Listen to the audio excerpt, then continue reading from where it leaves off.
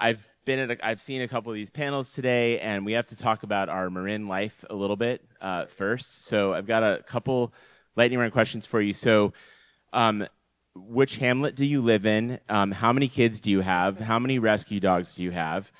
Do you own a Sprinter van? Epic Pass or Icon? Road, mountain, gravel? Go. I can't even remember all the quote. But like, how did you know? All the things. Yes, I live over by China Camp. That's our hamlet. We have 3 kids and 1 rescue dog, obviously. And I love being on the College of Marin campus. Although usually I'm at College of Marin Kentfield, where my son does a lot of classical music stuff. So it's lovely. I appreciate that we have such incredible community resources. I don't have a Sprinter van, and I don't even remember I don't know what the other thing was, so I'm a little out of it. Yeah. I guess you're not a skier or a cyclist. No, we are like the only people in Marin who do neither of those activities, and we feel actually fairly discriminated against. Like, kids' activities don't happen during ski week, and we're like, I guess we're supposed to be skiing. This is an outrage, anyway. Yeah. Well, there's a lot of powerful Marin people here, so I'm sure we can fix that. Yeah, exactly. We should have a more inclusive name for Ski Week for those of us who do not practice the religion of skiing. Thank you. Thank you very much. Interestingly, there's no book week in Marin. But, some of us like to read even and write books. Anyway, don't tell. True. This is very true.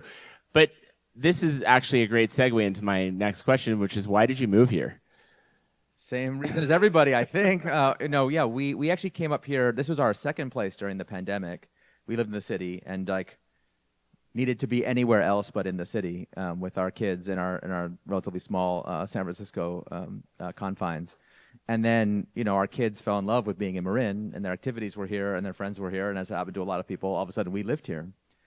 And it wasn't really a master plan. I don't think it even would have happened except for the pandemic. But we've really come to enjoy being in Marin and feel really like it's just in a time, especially of such turmoil and things happening in the world, it has felt like such a peaceful, such a nurturing place. So we feel very grateful. Yeah. Well, we're both from San Diego originally. Yeah. You came after going to college on the East Coast, came out here to the epicenter of the startup world. Yeah. You started this, it was a book, but really kind of like a whole movement, a way of thinking, the lean startup. And you were in San Francisco, like in just like the epicenter of startup land. And you talk a lot about how to build a successful company, but I'm curious, like, because the whole topic here today is about Marin and how to boost the startup ecosystem here. I hope I'm getting that right. Okay. So, I'm just curious, like, if there's anything you've learned about what makes a place good for starting successful companies. Yeah, well, actually, there's incredible research on this topic. If you've never read the book Regional Advantage by Annalise Saxenian from the East Bay, that's like the ultimate classic on why Silicon Valley became Silicon Valley. If you know Richard Florida, his work, like we know a lot about it. And the good news is the number one thing you have to build a startup hub of any kind is you have to be in a place that people want to live. And people kind of forget this. They're like, do you have to build a stadium or do you have to build more shopping malls or whatever? It's like, no, creative people have to want to go there. And then once they go there, they will tend to stay there. So we've got that. We have that in spades. But the second problem is NIMBYism is just the total death of it. So we've got one of 2 essential ingredients nailed. Yeah, the NIMBYism thing has to go, because if a place is too exclusive, you can't attract the diversity of people that you need to build a startup community. So if it's too homogeneous, if it's too exclusionary, if people only do a very small and specific number of activities, I'm not talking about skiing only, but if everyone's one kind of person, then you can't really build a technology or any kind of creativity ecosystem there. So diversity should be our strength. And although you see that on posters a lot in Marin, I don't know if we actually live those values the way that we could. Oh, and you need more food trucks. We don't have enough places to eat that young people like to eat. So more food trucks, no more NIMBYism, and the other thing too would be helpful. Thank you. Vote for me as CEO of Marin County or whatever. I'm just kidding. I don't know the first thing about it. I just read books about what makes startup hubs work. And of course, I've been to every startup hub in the whole world. And whenever you see it working, you always see this combination of factors without exception. You didn't mention coffee shops, but I think we need more of those too. Well, the quality of the good coffee ones could be improved. Yeah, that's true. Fair enough. No, but I mean, is that basically like, there's obviously a lot of money here. There's a lot of very successful people here. A lot of them in this room. Yeah. So there's that element of it too, right? There's brain power and I can't tell you. I travel into the world over, and people would kill for the combination of resources that we have. We have all there's absolutely no shortage of resources. We have every kind of wealth you could possibly imagine. The skills, the connections. You have lots of so many people in the tech industry even want to be here because they want to raise their family here and are commuting into the city. So we have everything you could possibly want. But what do the rich people in Marin spend their money on? We already covered that. So I just feel like the level of civic engagement, the sense of collective action, the idea that we should want to leave the place bigger, more inclusive, more of an economic engine than where we inherited it. I don't encounter that a lot in Marin. I think that's a shame. We'll be a lot happier if we do it, though. All right. Thank you. Thank you. Well, I'm glad we got that message across. And now they were going to be throwing stuff at me, so I'm glad we got some allies in the room. That's good. Let's make it happen. Well, like you said, people, they might clap, but then that's the whole point of NIMBYism, right? It's just saying. Everyone knows that meme with "I'm not a NIMBY," but if you don't know that meme, look it up. It's funny. So I do want to get. I was talking about your new book, Sure, Incorruptible. Yeah. You've talked a lot about in your career about building companies, how to make them great. This is a book about why they go bad, for the most part. And I'm just curious, what made you want to write this book? What was the impetus? Yeah, all my books come from pain. So I'm going to be Mr. Happy Fun Guy today. But there's this incredible economic engine that has been the global startup movement. I'm very proud to have played a part in it. I'm very proud of the people who have followed Lean Startup and made all this money and had all this success. And a lot of them are totally miserable. Not because they failed, but because they succeeded and they weren't prepared for what comes next. And I really did not understand this. I was taught the same best practices as everybody else about how we're supposed to build, structure, and govern companies. And I guess nobody mentioned to me, and maybe I hope all the founders who presented today will get the memo on this, that the more successful an organization becomes, the more valuable it becomes as a target. So profits attract predators, and most of the time, founders lose control of the thing that they made. Either it becomes bureaucratic and malign, or worse, they get fired and removed. There's a Harvard Law School study that among venture-backed companies, only 20% of founders will still be CEO even 3 years after an IPO. So I'm sure all the presenters today are all in the exceptional 20%, so you're going to be fine, but maybe you have a friend. Yeah, so this is actually we've come to accept as perfectly normal that when we love a brand, it's going to be ruined. Someone actually said to me the other day, a civilian, not in the business, said to me about some beloved brand, "Oh, I really hope they're successful. I love that brand." And they're like, "Actually, no. I hope they're successful enough to make money, but not successful enough to be taken over by private equity." And we're starting to see this. People tell me now that they can taste it. If a private equity firm takes over your favorite restaurant or food brand and has a certain disgusting taste to it, how is it that you can taste the capital structure of a company? How can it have a flavor? It's like a thin, disgusting gruel that's being applied to every brand, every company, being dragged down by this financial gravity that makes them mediocre or worse. What's it all for?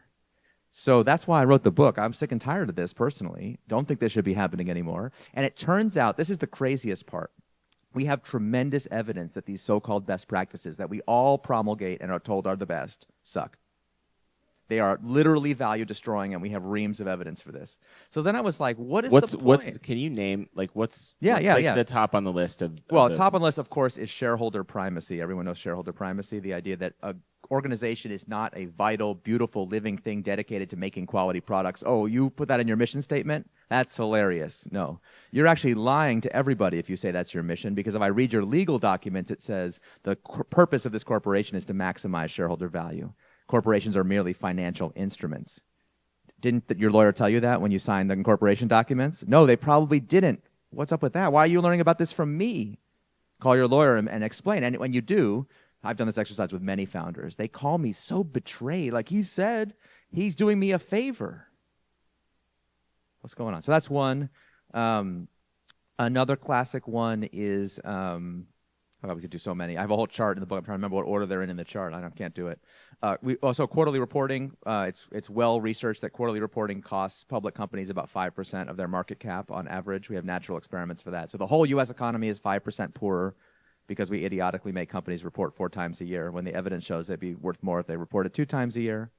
Well, we should mention the news. This is a good place to mention the Oh, news. you got a news hook? I see. I mean, you wrote a letter to the SEC, what, like a year ago or something? Yeah, in September. And just yesterday, they've decided they're going to change the rules, right, where you don't have to report quarterly earnings anymore, which I wish you had done when I was a Wall Street Journal reporter and had to write earnings reports constantly.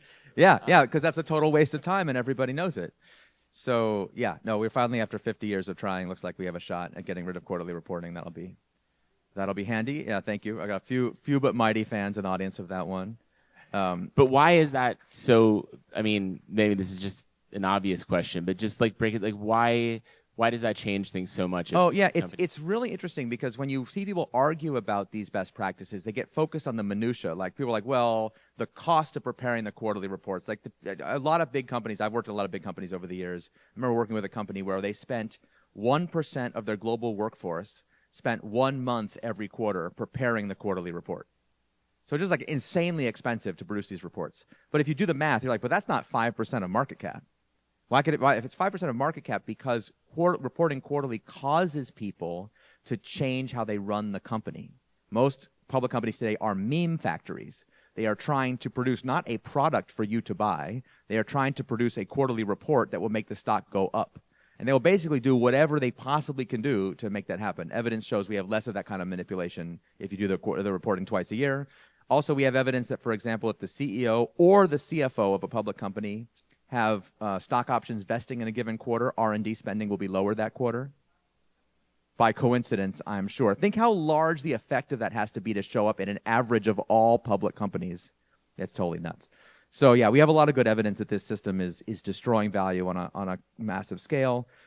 Independent directors don't work. I don't know if you know this, but like the #1 top governance recommendation is to have more and more independent directors, but the evidence shows that independent directors do not make companies more ethical or have fewer compliance violations, and makes them just far more likely to side with investors than with founders. So if you're a founder, you have independent directors on your board, they're just going to side with your investors. How do I know that this is true? Who did you ask for a reference when you put someone on the board? Was it an investor? Yeah. What else was on the list? There was one more I was going to say that is like pretty well. Oh, the idea of good governance. How many people have had somebody recommend something they should do at a board level because it constitutes good governance? Anybody? Good guy? Yeah, we hear it all the time. Did you know that since 2008, so this is not like some tiny sample, since 2008, companies which are rated to have bad governance have outperformed companies that are rated to have good governance? So what are we doing here? What are we doing? Now, you did, I think as a function of the research you had to do for this book, you couldn't just look at the companies that you normally advise, like Anthropic, these new companies, because they haven't been around long enough to test your theories. So you went back in time and did all this research into these companies that have survived all these years, 3M, Novo Nordisk, some of the others. Yeah. So it sounds like this is not a new concept. Like, these companies figured this out a long time ago. So is this like knowledge that we've lost, or? Yeah, this is really interesting to me because I've said that this is like one of the common things I have to say to people when they're getting agitated about something that I'm recommending a startup do. I'm like, look, just because it's new to you doesn't make it new. So, for example, the German optics company Zeiss, who makes the lenses in your glasses and mine most likely, they've had this quote-unquote alternative structure since 1887. And there's actually a whole body of academic literature on these different structures.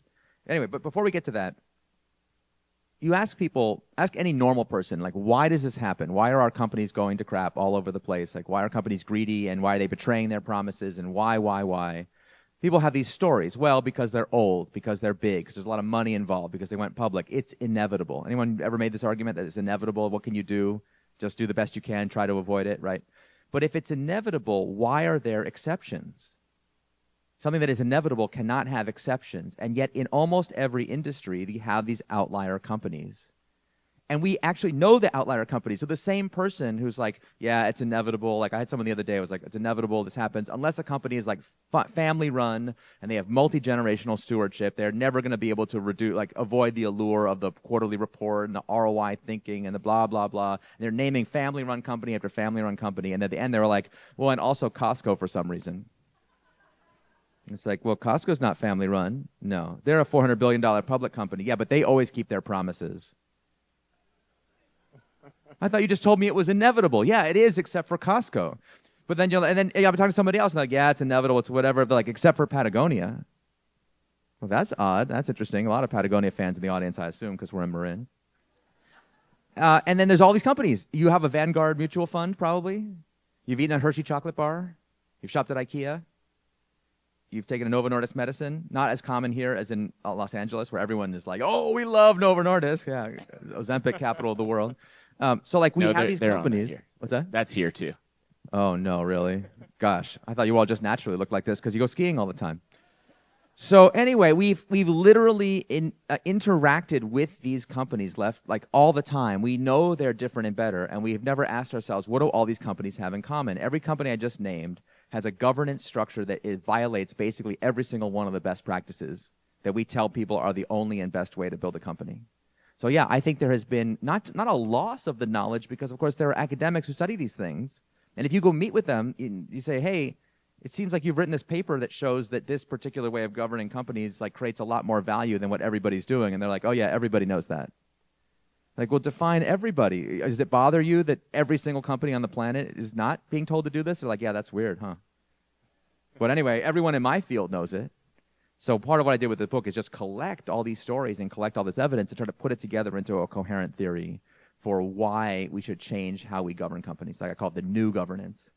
And I don't know, I've been working with companies like, as you mentioned, Anthropic and others, like to do this, and it seems to work.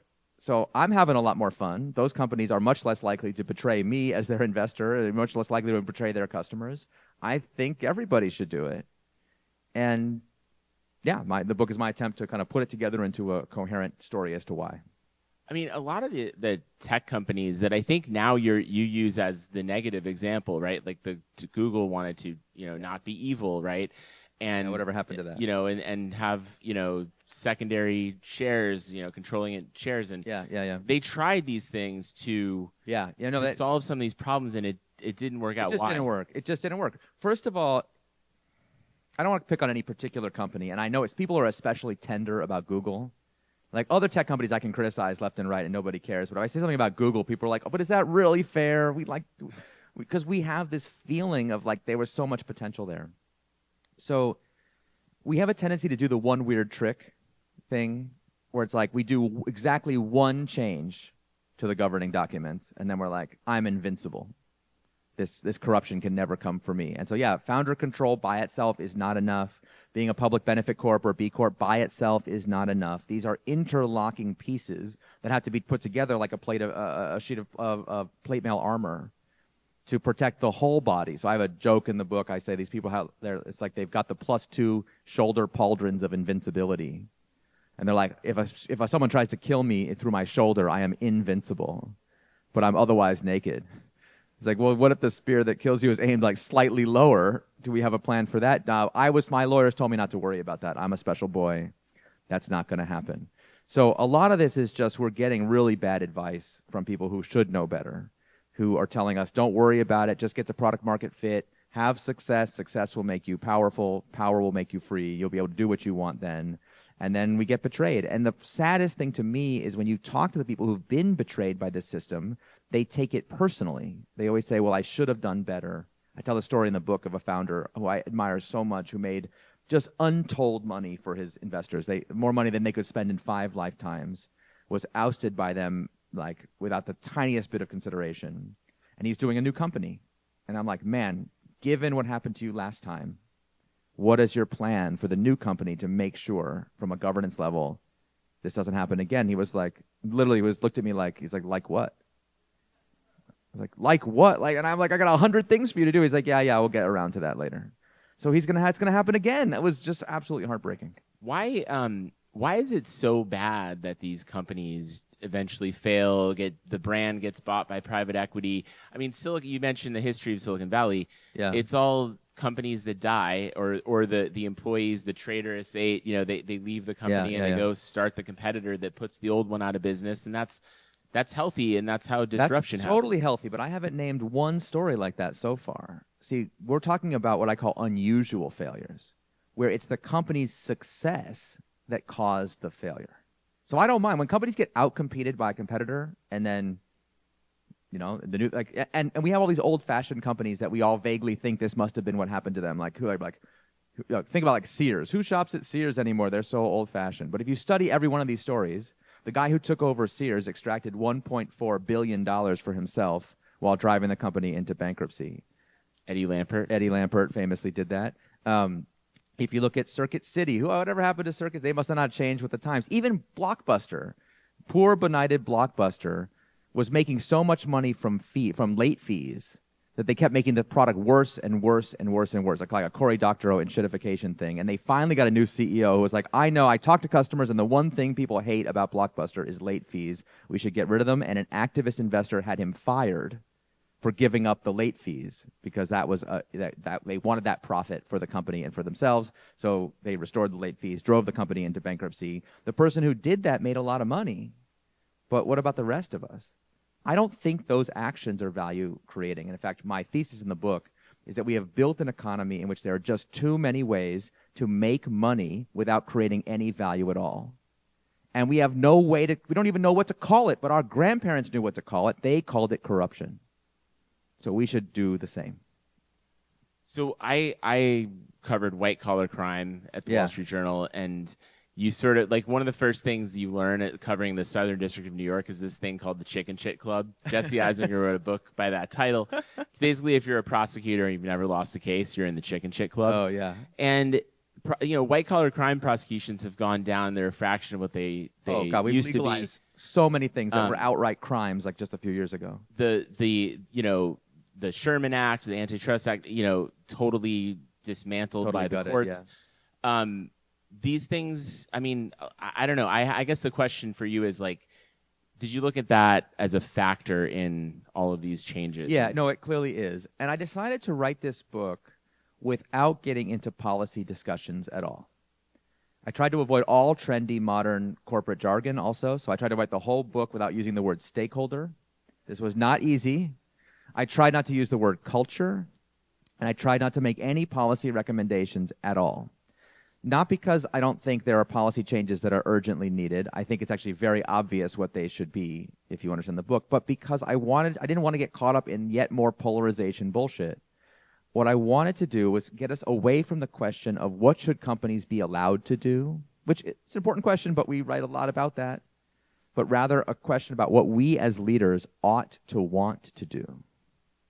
And once we get consensus about that, then we can build a coalition for collective action to see policy changes in line with it. So all of us here in this room, I would guess, share what I call the builder's intuition, that the best way to make money, that not all ways of making money are good. The best way to make money is to create more value than you capture. And then by definition, the world is better off thanks to what you did. There's other people who do not share this intuition with us, by the way. There's like a big war for the soul of our economy going. This book is a bit of my report from the front. Like, I've been on the front lines of this, building long-term stock exchange and doing other things.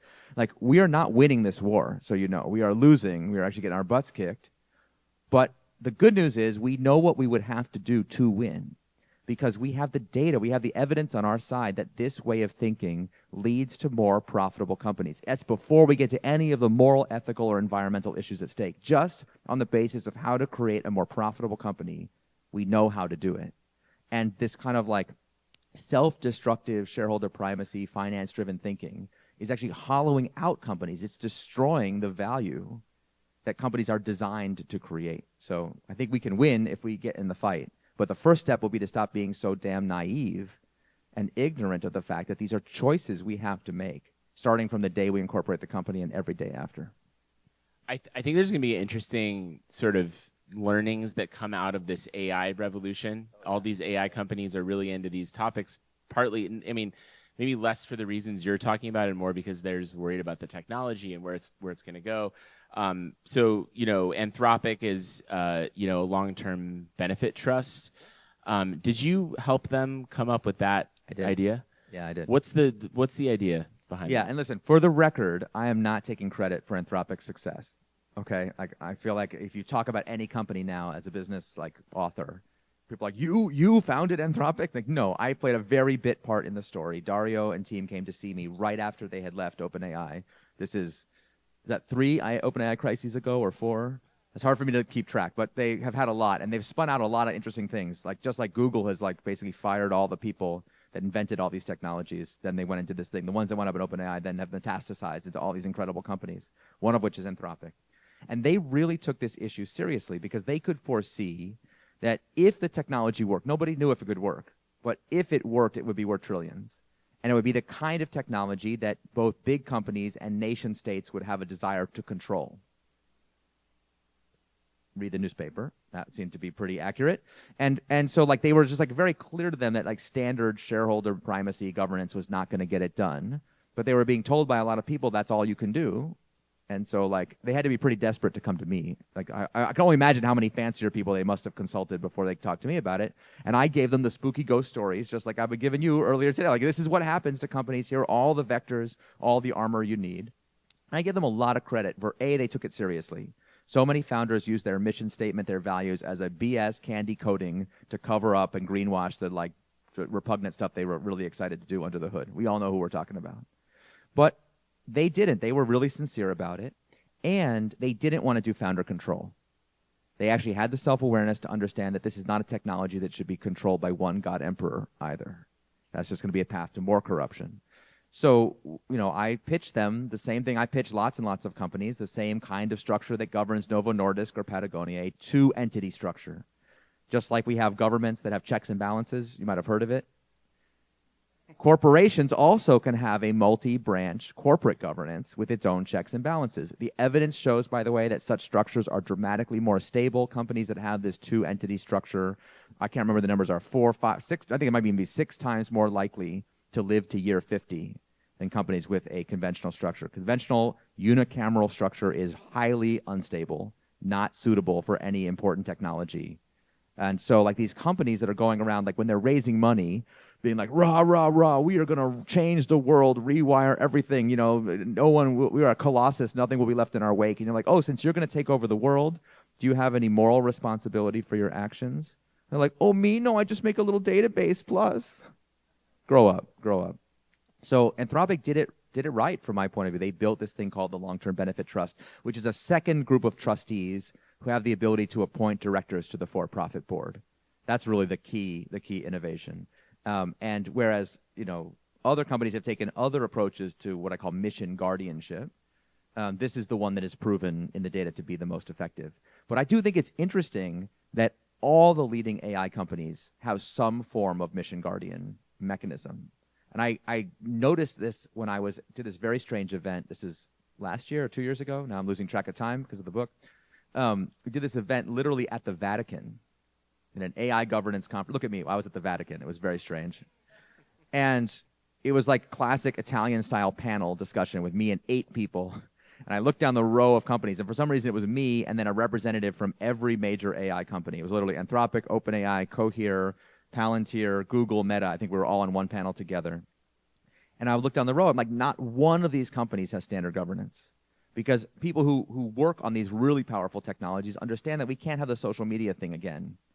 Like, that was not good, and we don't want that again. So we have to figure out some better way to govern this technology, or we're all going to die.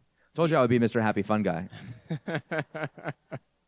There's also a lawsuit happening in the East Bay right now between Elon Musk and OpenAI and Sam Altman over this topic, over governance, yeah, right? Exactly. I mean, that's not really what it's about, but no, it's more like the Real Housewives of Silicon Valley. But, yeah.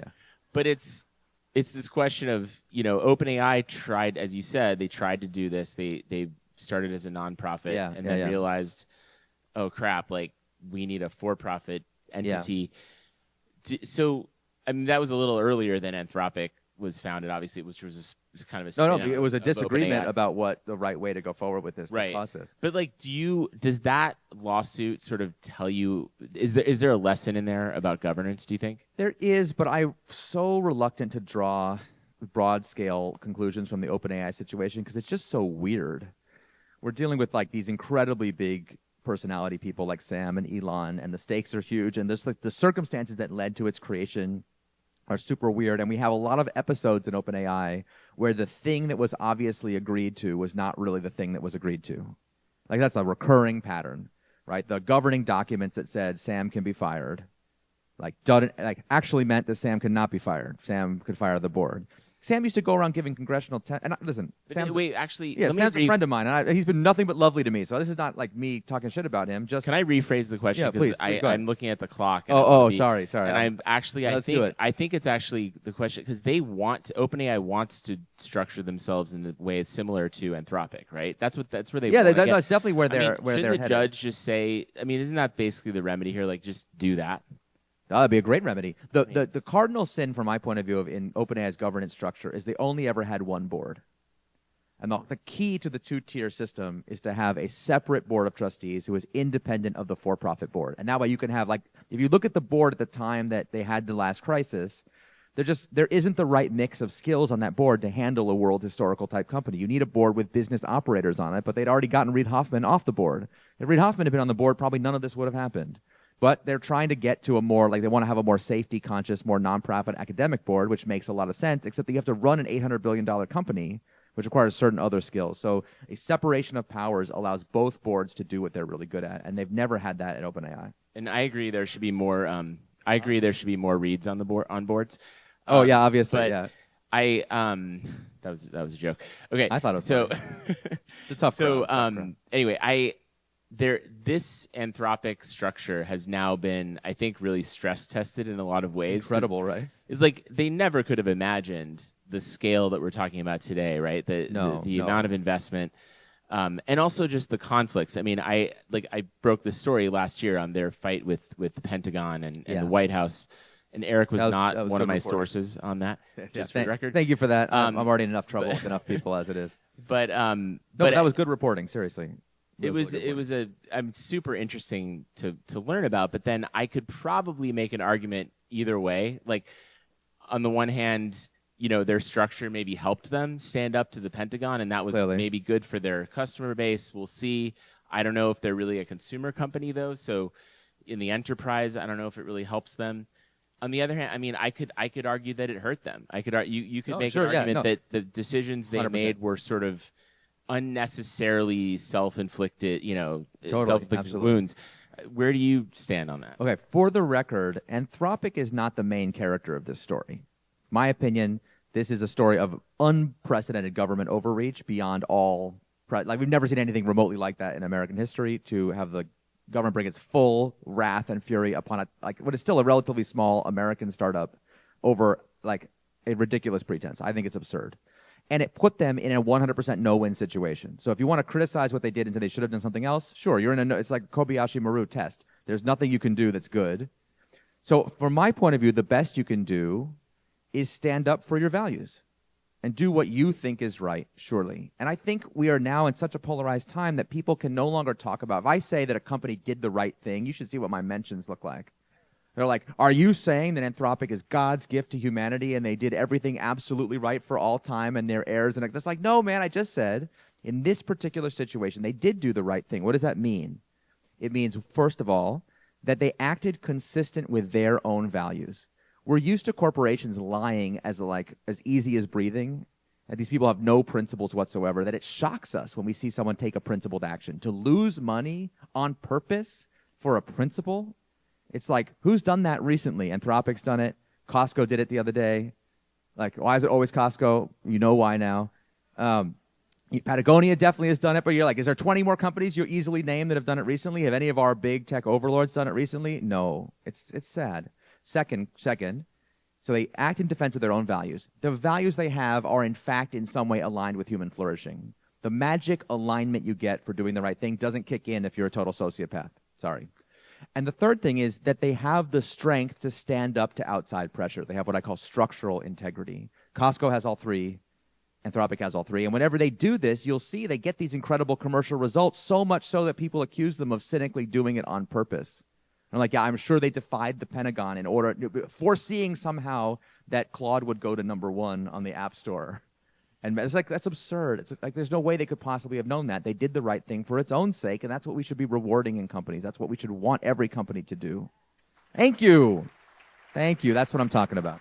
Can I ask one? We're basically out of time. But can I just ask one more question? Sure, yeah. Just because I think this would be a good one to end with, which is a lot of these people here are starting companies or they're supporting companies in some way or another. What is like the one thing? I mean, obviously they should read your book when it comes out, but like what's like one thing that they should do when they're starting a company? Like just give a piece of advice. Okay, by far the easiest thing in the whole book to do that every founder should do, and if you haven't done it, you need to ask your lawyer why they didn't like shake you by the collar and make you do it, is you should do what's called a public benefit corp filing in the state of Delaware. Okay, this is literally a 2-page filing you do in Delaware. It costs you nothing. Your lawyer can have this done for you tomorrow. And all it does is restore the norm that has been the case for the vast majority of time there have ever been joint stock corporations on this planet. It was seen as completely obvious by everybody that corporations should exist to do a specific thing. In fact, in the 19th century, if you were the world's richest man and you borrowed a bunch of money to go take over some company just because you could, and you changed its purpose, its legal purpose, from making a railroad to enriching you and your shareholder buddies, that would have been considered a crime. And the courts would void your charter. That's how far we've come in just a few years. So Public Benefit Corp allows you to write your actual mission into your legal documents, and then you can stop lying to everybody when you pretend to have a mission. You can be like, no, this is our actual mission. It's really in the documents. Just do that one thing. It's so easy. Eric Ries, thank you so much. Thank you all so much. Appreciate it.